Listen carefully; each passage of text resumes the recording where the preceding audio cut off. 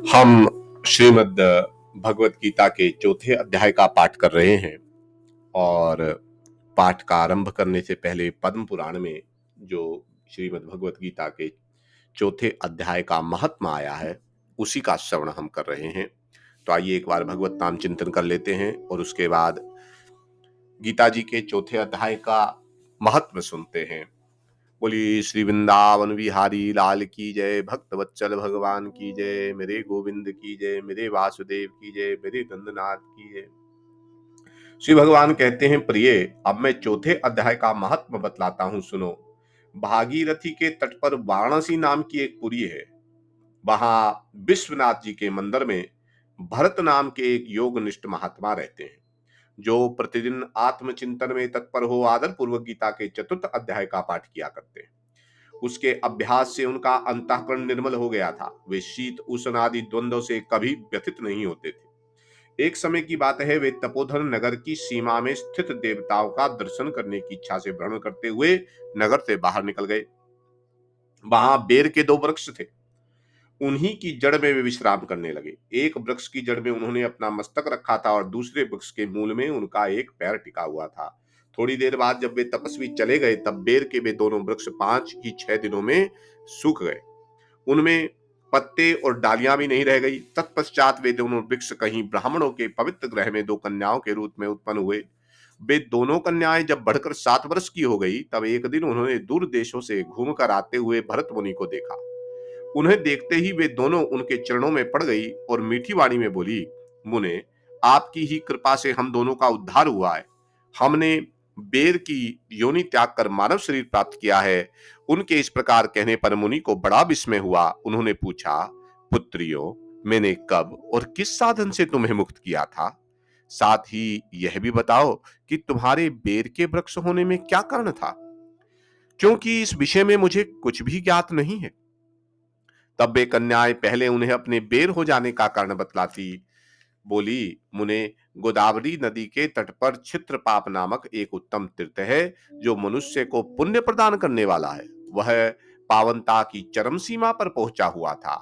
उसी तीर्थ में सत्य तपा नामक एक तपस्वी बड़ी कठोर तपस्या कर रहे थे। वे ग्रीष्म ऋतु में प्रज्वलित अग्नियों के बीच में बैठते थे। वर्षा काल में जल की धाराओं से उनके मस्तक के बाल सदा भीगे ही रहते थे, तथा जाड़े के समय जल में निवास करने के कारण उनके शरीर में हमेशा रोंगटे खड़े रहते थे। वे बाहर भीतर से सदा शुद्ध रहते, समय पर तपस्या करते तथा मन और इंद्रियों को संयम में रखते हुए परम शांति प्राप्त करके आत्मा में ही रमण करते थे। वे अपनी विद्वता के द्वारा जैसा व्याख्यान करते थे, उसे सुनने के लिए साक्षात ब्रह्मा जी भी प्रतिदिन उनके पास उपस्थित होते और प्रश्न पूछा करते थे। ब्रह्मा जी के साथ उनका संकोच नहीं रह गया था, अतः उनके आने पर भी वे सदा तपस्या में मग्न रहते। परमात्मा के ध्यान में निरंतर संलग्न रहने के कारण उनकी तपस्या सदा बढ़ती रहती थी। सत्यपता को जीवन मुक्त के समान मानकर इंद्र को अपनी समृद्धिशाली पद के संबंध में कुछ भय हुआ। तब उन्होंने उनकी तपस्या में सैकड़ों विघ्न डालने आरंभ किए। अप्सराओं के समुदाय से हम दोनों को बुलाकर इंद्र ने इस प्रकार आदेश दिया, तुम दोनों उस तपस्वी की तपस्या में विघ्न डालो, जो मुझे इंद्र पद से हटाकर स्वयं स्वर्ग का राज्य भोगना चाहता है। इंद्र का यह आदेश पाकर हम दोनों उनके सामने से चलकर गोदावरी के तीर पर जहां वे मुनि तपस्या करते थे आई। वहां मंद एवं गंभीर स्वर से बजते हुए मृदंग तथा मधुर वेणुनाद के साथ हम दोनों ने अन्य अप्सराओं सहित मधुर स्वर में गान आरंभ किया। इतना ही नहीं, उन योगी महात्मा को बस में करने के लिए हम लोग स्वर, ताल, लय के साथ नृत्य भी करने लगी। बीच बीच में जरा जरा सा आंचल खिसकने पर उन्हें हमारी छाती भी दिखाई दे जाती। हम दोनों की उन्मत्त गति काम भाव का उद्दीपन करने वाली थी, किंतु उसने उनके निर्विकार चित्त वाले महात्मा के मन में क्रोध का संचार कर दिया। तब उन्होंने हाथ से जल छोड़कर हमें क्रोधपूर्वक शाप दिया, अरे, तुम दोनों गंगा जी के तट पर बेर के वृक्ष हो जाओ। यह सुनकर हम लोगों ने बड़ी विनय के साथ कहा, महात्मन, हम दोनों पराधीन थी, अतः हमारे द्वारा जो दुष्कर्म बन गया है उसे आप क्षमा कीजिए। ये कहकर हमने मुनि को प्रसन्न कर लिया। तब उन पवित्र चित्त वाले मुनि ने हमारे शापोद्धार की अवधि निश्चित करते हुए कहा, भरत मुनि के आने तक ही तुम पर यह श्राप लागू होगा। उसके बाद तुम लोगों का मृत्यु लोक में जन्म होगा और पूर्व जन्म की स्मृति बनी रहेगी। मुने, जिस समय हम दोनों बेर वृक्ष के रूप में खड़ी थी, उसी समय आपने हमारे समीप आकर गीता जी के चौथे अध्याय का जप करते हुए हमारा उद्धार किया। अतः हम आपको प्रणाम करती हैं। आपने केवल शाप से ही नहीं, इस भयानक संसार से भी गीता जी के चतुर्थ अध्याय के पाठ द्वारा हमें मुक्त कर दिया है। श्री भगवान कहते हैं, उन दोनों के इस प्रकार कहने पर मुनि बहुत ही प्रसन्न हुए और उनसे पूजित होकर विदा लेकर जैसे आए थे वैसे ही चले गए, तथा वे कन्याएं भी बड़े आदर के साथ प्रतिदिन गीता जी के चौथे अध्याय का पाठ करने लगी, जिससे उनका उद्धार हो गया। तो ये हमने पद्म पुराण में चौथे अध्याय का महत्व सुना। आइए अब भगवान की वाणी को सुनते हैं। भगवान क्या कहते हैं? ओम श्री परमात्मने नमः। चौथा अध्याय। इसके उपरांत श्री कृष्ण महाराज बोले, हे अर्जुन, मैंने इस अविनाशी योग को कल्प के आदि में सूर्य के प्रति कहा था और सूर्य ने अपने पुत्र मनु के प्रति कहा और मनु ने अपने पुत्र राजा इक्ष्वाकु के प्रति कहा। इस प्रकार परंपरा से प्राप्त हुए इस योग को राज ऋषियों ने जाना। परंतु हे अर्जुन, यह योग बहुत काल से इस पृथ्वी लोक में लोप हो गया है। वह ही यह पुरातन योग अब मैंने तेरे लिए वर्णन किया है, क्योंकि तू मेरा भक्त और प्रिय सखा है, इसलिए। तथा यह योग बहुत उत्तम और रहस्य अर्थात अति मर्म का विषय है। इस प्रकार भगवान श्री कृष्णचंद्र महाराज के वचन सुनकर अर्जुन ने पूछा, हे भगवान, आपका जन्म तो आधुनिक अर्थात अभी हुआ है और सूर्य देव का जन्म तो बहुत पुराना है, इसलिए इस योग को कल्प के आदि में आपने कहा था, यह मैं कैसे जानूं? इस पर भगवान श्री कृष्ण बोले, हे अर्जुन, मेरे और तेरे बहुत से जन्म हो चुके हैं, परंतु हे परम तत्व, तू उन सबको नहीं जानता, पर मैं जानता हूं। मेरा जन्म प्राकृत मनुष्यों के सदृश नहीं है। मैं अविनाशी स्वरूप अजन्मा होने पर भी तथा सब भूत प्राणियों का ईश्वर होने पर भी अपनी प्रकृति को अधीन करके योग माया से प्रकट होता हूं। हे भारत, जब जब धर्म की हानि और अधर्म की वृद्धि होती है, तब तब ही मैं अपने रूप को रचता हूँ और प्रकट कर लेता हूँ, क्योंकि साधु पुरुषों का उद्धार करने के लिए और दूषित कर्म करने वालों का नाश करने के लिए तथा धर्म स्थापना करने के लिए युग युग में प्रकट होता हूँ। इसलिए हे अर्जुन, मेरा वह जन्म और कर्म दिव्य अर्थात अलौकिक है। इस प्रकार जो पुरुष तत्व से जानता है, वह शरीर को त्याग कर फिर जन्म को नहीं प्राप्त होता, किंतु मुझे ही प्राप्त होता है। हे अर्जुन, पहले भी राग, भय और क्रोध से रहित अनन्य भाव से मेरे में स्थिति वाले मेरे शरण हुए बहुत से पुरुष ज्ञान रूप तप से पवित्र हुए मेरे स्वरूप को प्राप्त हो चुके हैं। क्योंकि हे अर्जुन, जो मेरे को जैसे भजते हैं, मैं भी उनको वैसे ही भजता हूँ। इस रहस्य को जानकर ही बुद्धिमान मनुष्यगण सब प्रकार से मेरे मार्ग के अनुसार बरतते हैं। जो मेरे को तत्व से नहीं जानते हैं, वे पुरुष इस मनुष्य लोक में कर्मों के फल को चाहते हुए देवताओं को पूजते हैं और उनके कर्मों से उत्पन्न हुई सिद्धि भी शीघ्र ही होती है, परंतु उनको मेरी प्राप्ति नहीं होती। इसलिए तू मेरे को ही सब प्रकार से भज। हे अर्जुन, गुण और कर्मों के विभाग से ब्राह्मण, क्षत्रिय, वैश्य और शूद्र मेरे द्वारा रचे गए। उनके कर्ता को भी मुझ अविनाशी परमेश्वर को तू अकर्ता ही जान। क्योंकि कर्मों के फल में मेरी स्पा नहीं है, इसलिए मेरे को कर्म लिपायमान नहीं करते। इस प्रकार जो मेरे को तत्व से जानता है, वह भी कर्मों से नहीं बंधता है, तथा पहले होने वाले मुमुक्ष पुरुषों द्वारा भी इस प्रकार जानकर ही कर्म किया गया है। इससे तू भी पूर्वजों द्वारा सदा से किए हुए कर्मों को ही कर। परंतु कर्म क्या है और अकर्म क्या है, ऐसा इस विषय में बुद्धिमान पुरुष भी मोहित होते हैं। इसलिए मैं वह कर्म अर्थात कर्मों का तत्व तेरे लिए अच्छी प्रकार से कहूंगा कि जिसको जानकर तू अशुभ अर्थात संसार बंधन से छूट जाएगा।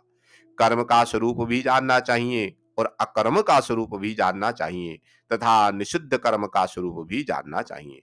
क्योंकि कर्म की गति गहन है। जो पुरुष कर्म में अर्थात अहंकार रहित की हुई संपूर्ण चेष्टाओं में अकर्म अर्थात वास्तव में उनका ना होनापन देखे, और जो पुरुष अकर्म में अर्थात अज्ञानी पुरुष द्वारा किए हुए संपूर्ण क्रियाओं के त्याग में भी कर्मों को अर्थात त्याग रूप क्रिया को देखे, वह पुरुष मनुष्यों में बुद्धिमान है। वह योगी संपूर्ण का कर्मों को करने वाला है। एक बार फिर इसी को पढ़ते हैं।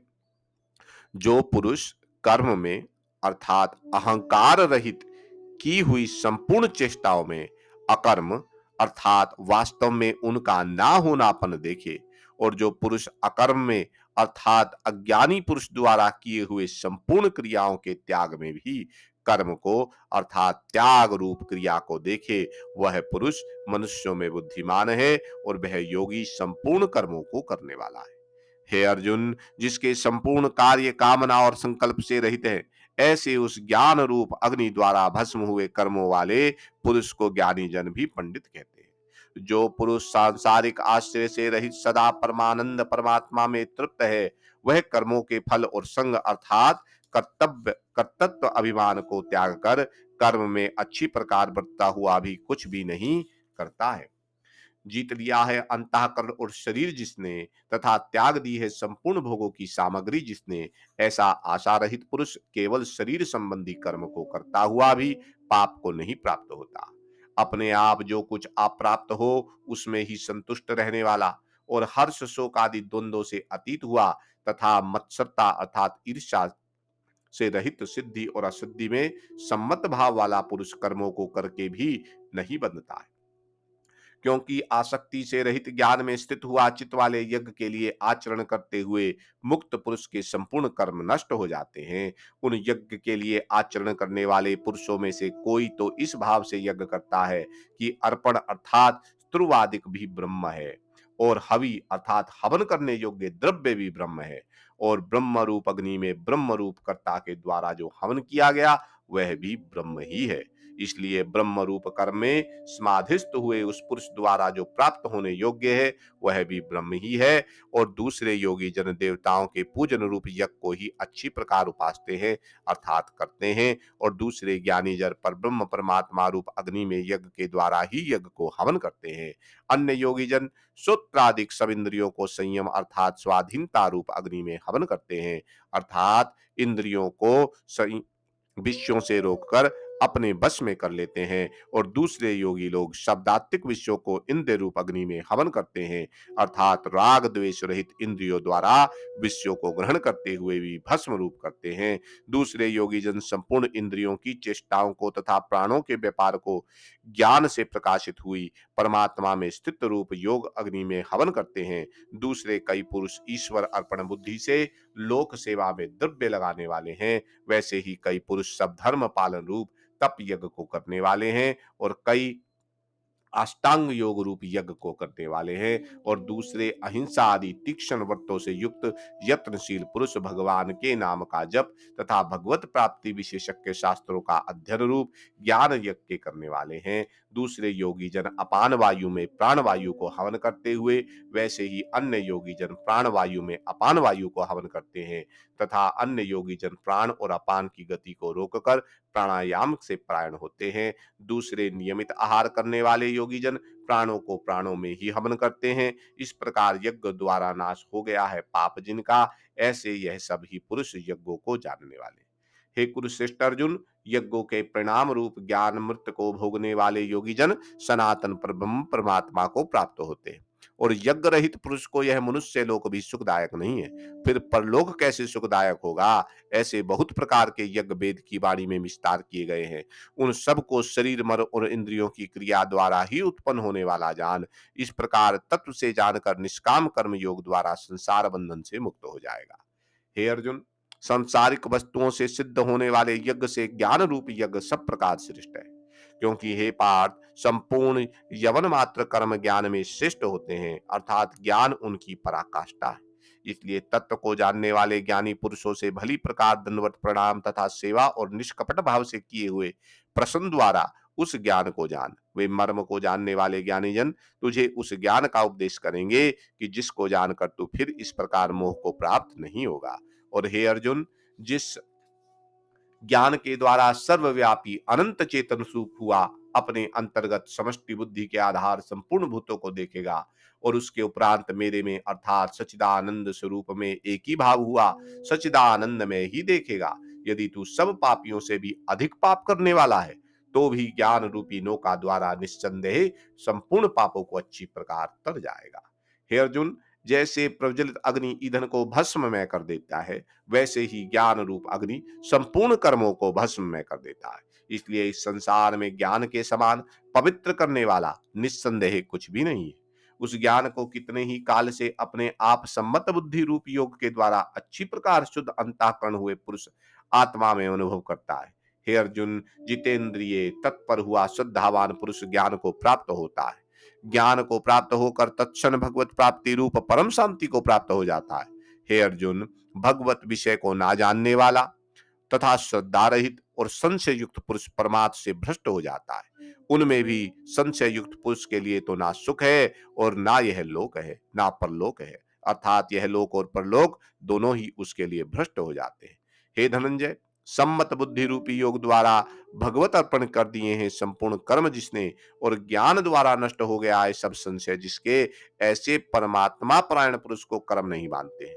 इससे हे भरतवंशी अर्जुन, तू सम्मत बुद्धि रूपी योग में स्थित हो और अज्ञान से उत्पन्न हुए हृदय में स्थित इस अपने संशय को ज्ञान रूप तलवार द्वारा छेदन करके शुद्ध युद्ध के लिए खड़ा हो। इति श्रीमद् भगवत गीता रूपी उपनिषद एवं ब्रह्म विद्या तथा योग शास्त्र विशेषज्ञ श्री कृष्ण और अर्जुन के संवाद में ज्ञान कर्म संन्यास योग नामक चौथा अध्याय। बोलिए श्री वृंदावन बिहारी लाल की जय, भक्त वत्सल भगवान की जय, मेरे केशव की जय, मेरे माधव की जय, मेरे गोविंद की जय। बोलिए ओम नमो भगवते वासुदेवाय, ओम नमो भगवते वासुदेवाय, ओम नमो भगवते वासुदेवाय।